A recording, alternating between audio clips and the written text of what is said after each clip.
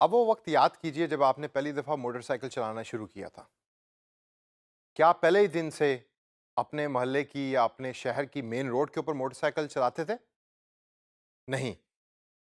आपने यकीनन अपने घर के गैराज से मोटरसाइकिल को चलाना शुरू किया होगा।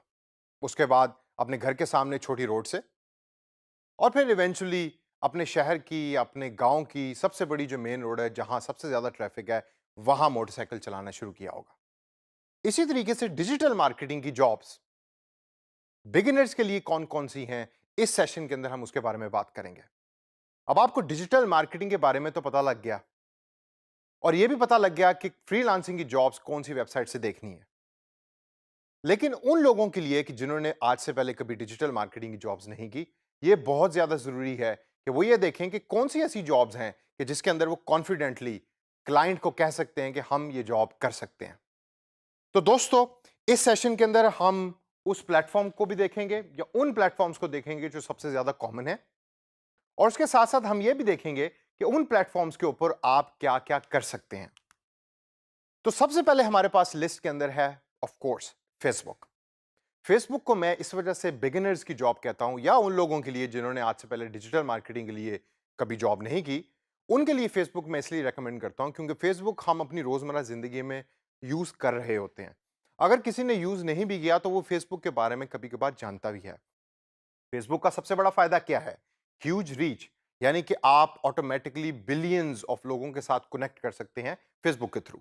तो अगर आप फेसबुक के अंदर अपनी एक्सपर्टीज को डेवलप कर लेते हैं और कॉन्फिडेंस रखते हैं कि मैं फेसबुक की सारी जॉब्स कर सकता हूं, तो आपको डिजिटल मार्केटिंग फील्ड के अंदर सबसे ज्यादा फायदा होगा। अब फेसबुक के ऊपर किस किस तरीके की जॉब्स आपको आती हैं या आप क्या क्या काम कर सकते हैं, उसके अंदर सबसे टॉप पे हमारे पास है एड कैंपेन्स यानी इश्तेहारात। उसके बाद है मार्केटिंग रिसर्च।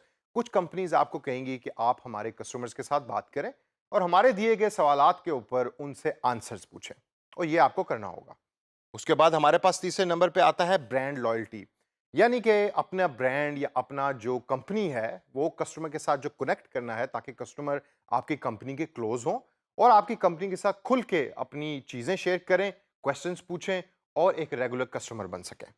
उसके बाद आखिर में हमारे पास आता है इंगेजमेंट, कस्टमर से बात करना या यूजर से उनके फेस कंपनी के फेसबुक के ऊपर बैठ के यूजर से बात करना। इसे अगर हम आगे चलें तो इंस्टाग्राम नाम की एक ऐप है, मशहूर है। हम में से कुछ लोग उसको जानते हैं और कुछ उसको नहीं जानते। उसकी वजह यह है कि इंस्टाग्राम फेसबुक की तरह ज्यादा पॉपुलर नहीं, लेकिन जरूरी बहुत है। इंस्टाग्राम के ऊपर सेलिब्रिटीज होते हैं, एक्टर्स होते हैं, कुछ इंस्टाग्राम सेलिब्रिटीज के नाम से लोग होते हैं कि जिनको लोग फॉलो करते हैं।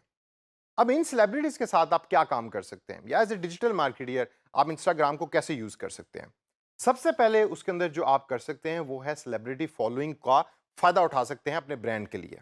यानी कि अगर इंस्टाग्राम के ऊपर कोई एक ऐसी सेलिब्रिटी है कि जिसको आप कांटेक्ट कर सकते हैं कि आप हमारी कंपनी का प्रोडक्ट अपने चैनल के ऊपर दिखाएं और इसके बारे में लोगों को बताएं जो आपके फॉलोअर्स हैं, तो एज ए डिजिटल मार्केटर ये नौकरी या ये जॉब आपकी जिम्मेदारी है।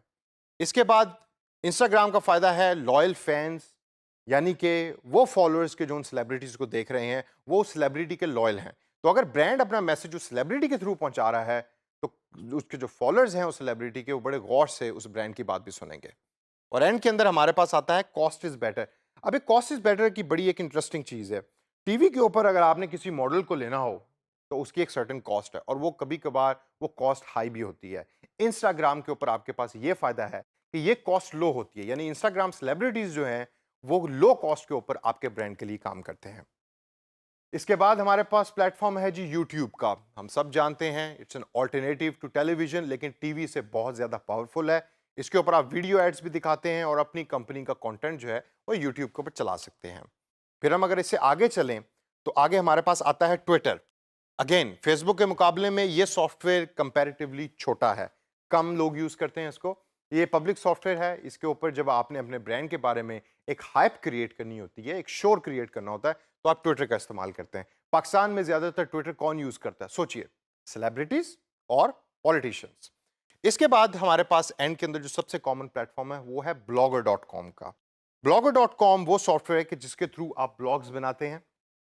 उन ब्लॉग्स के ऊपर आप स्पेसिफिक कंटेंट को शेयर करते हैं और उस कंटेंट जो होता है वो रिलेट कर रहा होता है आपकी स्टोरी के साथ या आपकी ब्रांड की स्टोरी के साथ। जिस तरीके से अगर आप कैमरा बनाने वाली कंपनी है तो आप अपनी कैमरे रिलेटेड न्यूज़ जो है उस ब्लॉग्स के ऊपर रखेंगे। तो दोस्तों इस सेशन के अंदर हमने कुछ और चंद डिजिटल मार्केटिंग प्लेटफॉर्म्स की बात की। आगे चल के अगले सेशंस के अंदर मैं डिटेल में आपको उन जॉब्स के बारे में बताऊंगा जो एक बिगिनर्स के लिए ज़रूरी हैं और उसके लिए स्किल सीखना भी बहुत ज़रूरी है।